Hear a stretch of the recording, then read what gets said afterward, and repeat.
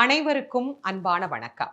திருவண்ணாமலை திருப்பெருந்துறை அடியார்கள் குழு மற்றும் தடம் பதிக்கும் தளிர் அமைப்புகள் சார்பாக சீரோடும் சிறப்போடும் திருவாசகத்தை முற்றும் எழுதுதல் என்கின்ற ஒரு அழகான நிகழ்வை ஏற்பாடு செய்திருக்கிறார்கள்.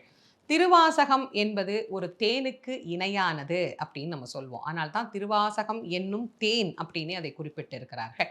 வாசகங்களிலே உயர்ந்த வாசகமாக அமைந்திருக்கக்கூடியது திருவாசகம். மாணிக்க வாசகர் சொல்ல சிவபெருமான் தன்னுடைய திருக்கரங்களில் எழுதிய ஒரே வாசகம் திருவாசகம். மனிதன் கேட்க கடவுள் சொன்னது பகவத்கீதை. கடவுள் கேட்க மனிதன் சொன்னது திருவாசகம். மனிதன் கேட்க மனிதன் சொன்னது திருக்குறள். இவை மனிதனை பண்படுத்தக்கூடிய புனிதமான நூல்கள். அதில் மாணிக்க வாசகரால் நமக்கு கிடைக்கப்பட்ட ஒரு அற்புதமான அழகான உன்னதமான ஒரு நூல் திருவாசகம்.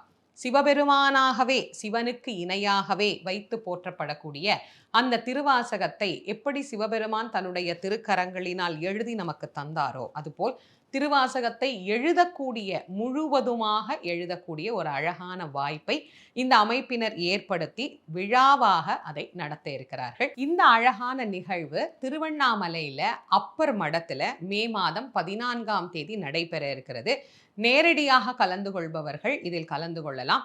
நேரடியாக இயலல இணையத்தின் வாயிலாக உள்ளவர்களுக்கும் ஒரு அழகான வாய்ப்பை ஒரு மாத காலமாக மே 15 முதல் ஜூன் 15 வரை இந்த வாய்ப்பை தந்திருக்கிறார்கள். இணையத்தின் வாயிலாகவும் இதில் இணைந்து கொள்ளலாம்.